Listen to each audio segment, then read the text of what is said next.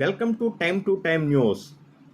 Pellakuru police custody నందు వైఎస్ఆర్సీపీ రాష్ట్ర కార్యదర్శి కామిరెడ్డి సత్యనారాయణ రెడ్డి.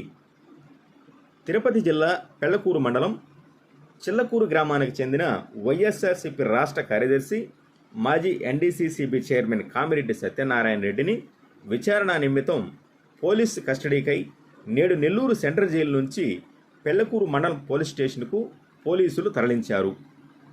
ఇటీవల స్థానిక మాజీ ఎమ్మెల్యేతో కలిసి తన అనుచర వైఎస్ఆర్సీపీ నాయకులతో కలవకూరు స్వర్ణముఖి నదిలోకి ప్రవేశించి కాంట్రాక్టర్ ఆఫీసుపై దాడి చేసి ఒక కంప్యూటర్ను పగలగొట్టి 2 సెల్ ఫోన్లు స్వాధీనం చేసుకున్న కేసులో ఇతనితో పాటు మరో 20 మంది వైఎస్ఆర్సీపీ నాయకులు, రైతులపై కేసు నమోదు చేసి అరెస్టు చేయడం జరిగింది. పోలీసు విచారణ ఈ రోజుతో పాటు రేపు కూడా కొనసాగనుంది. 2 రోజుల కస్టడీ అనంతరం రేపు సాయంత్రానికి తిరిగి నెల్లూరులోని సెంట్రల్ జైలుకు తరలించనున్నారు.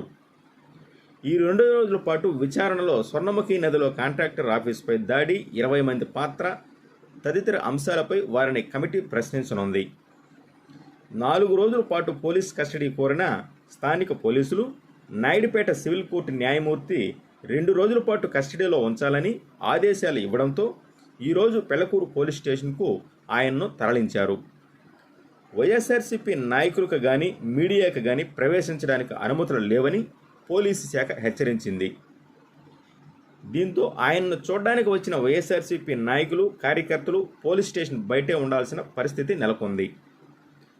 అయితే మొదట విచారణ నిమిత్తం నాయుడుపేట డీఎస్పీ ఆఫీసుకు సత్యనారాయణ రెడ్డిని తరలిస్తున్నారని, ఆ తర్వాత నాయుడుపేట సిఐ ఆఫీసుకు తరలిస్తారని, అయితే పెళ్లకూరు పోలీస్ స్టేషన్కు ఆయన్ను తరలించారు. ఆయన తరపున న్యాయవాది చదలవాడ కుమార్ హాజరయ్యారు. అయితే నాయుడుపేట, పెళ్లకూరు మండలాల్లో 144 సెక్షన్ కొనసాగుతుందని పోలీస్ శాఖ తెలియజేసింది.